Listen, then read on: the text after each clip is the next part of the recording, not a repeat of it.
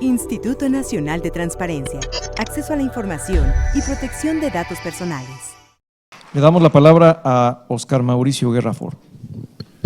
Bueno, voy a tratar de seguir con la misma idea, o sea, el crecimiento redistributivo o la equidad.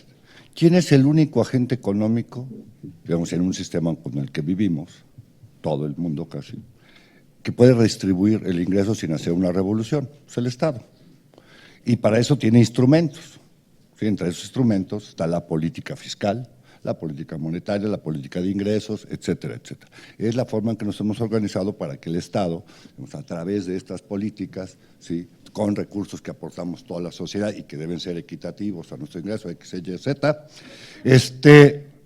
pues tal. Y no quiero repetir, ya lo dijo Gerardo Esquivel, a mí me tocó resolver el último recurso sobre las famosas condonaciones y cancelaciones. Primero hay que decir una cosa, hay un avance importantísimo en la visión que había del 2014 en adelante. La ley, digamos, cambió y hoy permite, y es obligación de oficio para la Secretaría de Hacienda, publicar las condonaciones y cancelaciones. El problema que tenemos de interpretación con el SAT es que de 2014 para atrás no se podía, porque el Código Fiscal lo metía como secreto fiscal, ¿sí? Las condonaciones, que para mí el secreto fiscal tiene una razón para el que contribuye, no para el que descontribuye, pero bueno, así, digamos, estaba, digamos, en ese sentido. Pero a nosotros la ley nos permite hacer pruebas de interés público y que aunque una información sea reservada, si el interés público que puede generar es mayor, podemos ordenar, y como lo hemos hecho por unanimidad en 32 casos, que se entregue esa información anterior al 14. ¿Y qué, digamos, por qué? Porque haciendo un pequeño cálculo, lo que ha habido de condonación y cancelación del 2007 al 2016 significa simplemente el 4.5% del PIB de este país. Yo trabajé en Hacienda y tengo clarísimo que la ley establece esa posibilidad, condonaciones y cancelaciones. Lo que queremos saber es a quiénes se las dieron y una cuestión que del 2014 sí está listado, pero no está la causa. Y eso es importantísimo. Y la respuesta que dio el SAT a digamos, porque sí entregó del 2014 en adelante, lo que dice como informe de cuál es la causa, que la ley dice la causa, dice, en la mayoría de los casos, insolvencia del deudor. ¡Pum!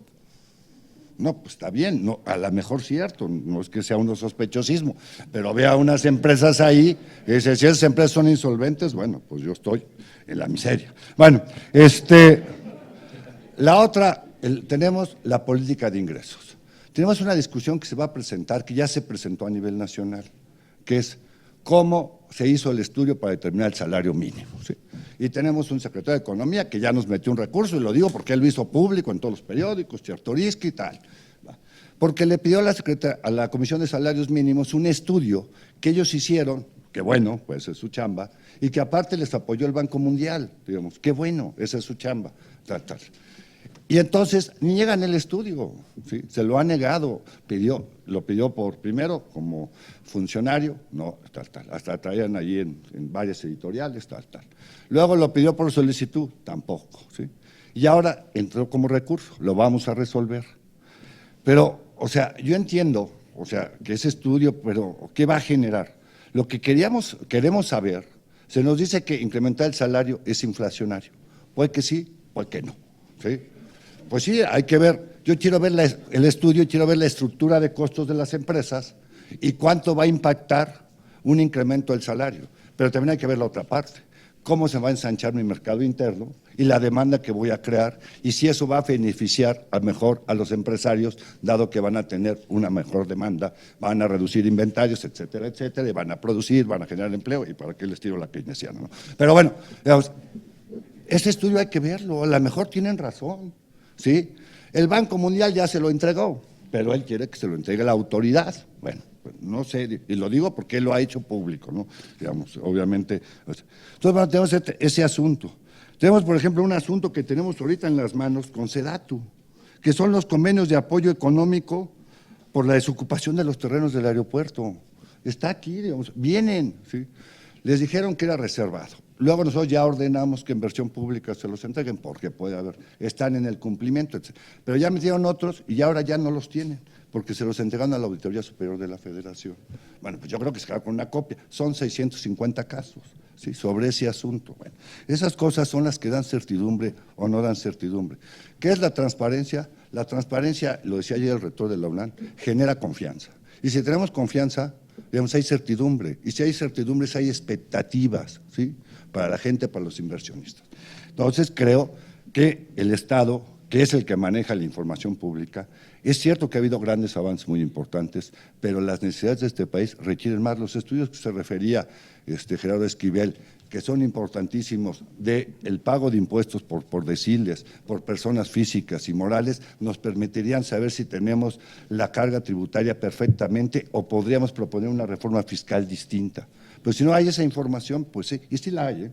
Yo en Hacienda llegué a ver los estudios, cuando trabajé en Hacienda, las participaciones a los municipios era información reservada y nos hacían firmar que eso no se podía dar, ¿no? Porque el otro municipio se iba a enojar si le tocaba más. Si hay una fórmula, pero bueno, en ese sentido. Quiero decir que si hay interés, porque luego va a decir, no, es que a la gente no le interesa. El portal de obligación de transparencia, el POT, que es el portal, digamos, donde las secciones de transparencia de todos los sujetos obligados, en ese caso los anteriores, que eran 220, tuvo el año pasado 48 millones de visitas. No hay portal, ni el del INEGI, que tenga ese visita. La gente quiere información, ¿sí?, quiere información de calidad, ¿sí? Bueno, ahora, pues, si no, hace solicitudes y no la encuentra. Simplemente, no me dio tiempo, pero con un buscador, en materia de empleo, digamos, en el último año, ¿sí?, del 2015 al mes de acá, en un año, hubo 18.500 solicitudes referidas a este tema, ¿sí?, que significan el 10% de las solicitudes. Sobre cuestiones fiscales, ¿sí?, hubo alrededor de más de 10,000 solicitudes, ¿sí?, en un año. En materia de reforma y energética, porque van 1,000 solicitudes. Por ejemplo, ahí vamos a tener un problema durísimo con las empresas productivas del Estado. Porque cualquier cosa que preguntemos, y ahí sí está muy difícil el análisis, espero que Esquivel o Butter nos ayuden a hacer ese análisis, porque una parte es estrategia de mercado, y si dan a conocer, pues también la empresa pues puede perder participación en el mercado, la Comisión Federal, etcétera, Pemex, etcétera. Pero hay otras que sí quisiéramos saber cómo toman las decisiones, empresas que son productivas, pero son públicas. Entonces, digamos, ahí vamos a tener una frontera, se los digo, muy complicada sobre ese asunto de cómo, digamos, se hacen este tipo de cuestiones de las empresas productivas, ¿no? Porque muchos de ellos se nos han dicho, bueno, es que si yo te doy eso, pues voy a perder competitividad. Dice, es que a mí me tienes que tratar como una empresa privada, y eso sí ya no me genera mucha. Termino con esta cuestión. La información pública tiene la capacidad de convertirse en una poderosa herramienta de conocimiento para los emprendedores, los jóvenes, las empresas, para su toma de decisiones de administración, apertura de nuevos negocios, elección de carrera, contratación laboral, incluso oportunidades de producción, de comercio nacional e internacional. Son algunas de las áreas donde la información puede ayudar a tener un crecimiento, pero ojalá con equidad. Muchas gracias. Instituto Nacional de Transparencia, Acceso a la Información y Protección de Datos Personales.